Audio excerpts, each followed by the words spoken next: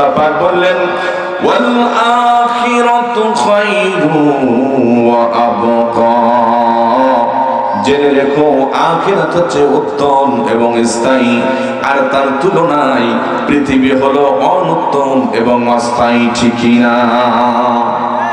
আমার ভাইরা, এজন্য আল্লাহ রাব্বুল আলামিন দুনিয়াতে আপনি যার সাথে বন্ধুত্ব বানান না কেন, অনেক আছে বন্ধুর জন্য আল্লাহ রাব্বুল আলামিনকে ভুলে যায়, আত্মীয় স্বজনের জন্য আল্লাহকে ভুলে যায়, স্ত্রীর জন্য স্বামী আল্লাহকে ভুলে গেল, স্বামীর জন্য স্ত্রী আল্লাহকে ভুলে গেল, নিজের সংসারকে ফ্যামিলি মেম্বারকে প্রতিষ্ঠিত করার জন্য, সন্তানকে প্রতিষ্ঠিত করার জন্য আল্লাহ রাব্বুল আলামিনকে ভুলে গেল।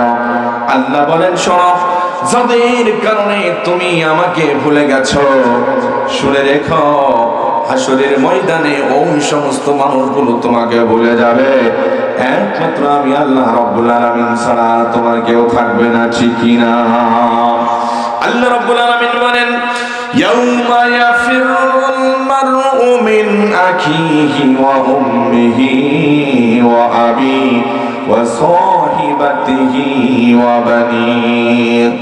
হাসরের ময়দান যেদিন কায়েম হয়ে যাবে, সেই দিন ভাই ভাইয়ের পরিচয় দিবে না, মা সন্তানের পরিচয় দিবে না, বাবা সন্তানের পরিচয় দিবে না, সন্তান তার বাবার পরিচয় দিবে না, সেদিন স্ত্রী স্বামী, স্বামী স্ত্রী, কেউ কাউকে পরিচয় দেবে না। আল্লাহ বলেন ইয়াউমা ইয়াফিরুল মারউ, সেদিন সবাই সবাইকে ডেকে পলায়ন করবে, কেউ কারোর পরিচয় দিবে না।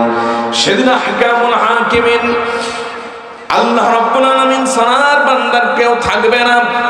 সেই হাসরের ময়দানের বিভীষিকাময় মুহূর্তে কেউ কারোর দেখার কোনো টাইম নাই।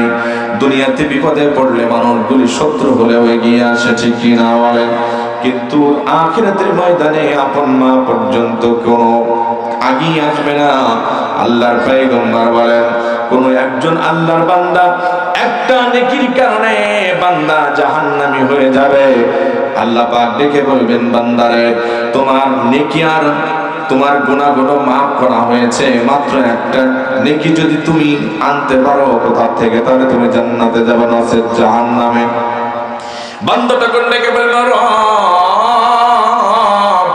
আমাকে একটু অবকাশ দেওয়া হোক, আমাকে একটু সময় দেওয়া হোক, আমি একটা নেকি আমি আপনার কাছে নিয়ে আনতে পারবো, কারণ আমার মা আছে, আমার বাবা আছে, দুনিয়াতে যারা আমাকে ভালোবেসেছিল আমার জন্য তারা তাদের জীবন পর্যন্ত শেষ করে দিয়েছে।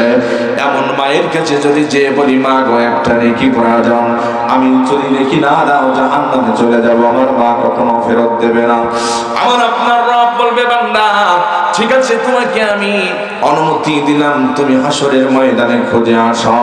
বান্দা যাবে খুঁজতে খুঁজতে খুঁজতে খুঁজতে মায়ের দেখা যখন পেয়ে যাবে, মাকে ডেকে বলবে মা ও মা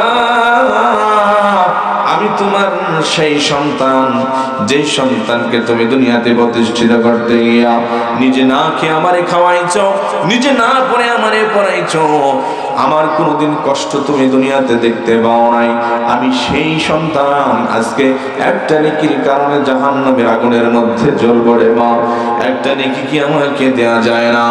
আল্লাহর পয়গম্বর বলেন সেদিন মা কি আশ্চর্য জবাব দিবে, মা বলবে কে তুমি, তোমারে তো চিনি না, আমি তোমার সন্তান, কি বলছো তুমি আমার সন্তান, দুনিয়াতে তো আমি বিয়েই করি নাই, আমার সন্তান কোথা থেকে আসলো? নাউযুবিল্লাহ বলে। এই বিভীষিকাময় মুহূর্ত হবে, মা সন্তানকে ভুলে যাবে। এবার বোঝেন কত বড় বিভীষিকাময় মুহূর্ত সে হাসরের ময়দানে হবে। যারা নাফরমান হবে, এই নাফরমানের মাথার উপরে সূর্য চলে আসবে। আজকে কত দূরে সূর্য, তারপর চৈত্র মাসের সময় খালি পায়ে ছাদে হাঁটা যায় না, মাটিতে হাঁটা যায় না। সেই হাসরের ময়দানে আধা হাত অথবা এক হাত উপরে যখন সূর্য চলে আসবে, মানুষের মাথার মগজগুলো টকবক টকবক করে ভরে যাবে, জিহ্বাগুলো বের হয়ে যাবে, বান্দাগুলি পানি পানি করে চিৎকার করতে থাকবে, চোখ দিয়ে পানি বেরোতে বেরোতে পানি শেষ হয়ে যাবে, রক্ত বের হয়ে যাবে। আল্লাহ পয়গম্বর বলেন এই বিভীষিকাময় মুহূর্তে আল্লাহ রাব্বুল আলামিন তার আরশের নিচে ছায়া দান করবেন 7 ক্যাটাগরির মানুষ। বলেন তো কয় ক্যাটাগরির মানুষকে? 7 ক্যাটাগরির মানুষকে, 7 শ্রেণীর মানুষকে আল্লাহ তাআলা এই আধা হাত উপরে যে সূর্য থাকবে এই সূর্য থেকে বাঁচানোর জন্য আরশে আজিমের নিচে মেহমানদারি করার জন্য আল্লাহ রাব্বুল আলামিন 7 শ্রেণীর মানুষদেরকে আল্লাহ আরশের নিচে ছায়া দান করবেন। সুবহানাল্লাহ বলেন।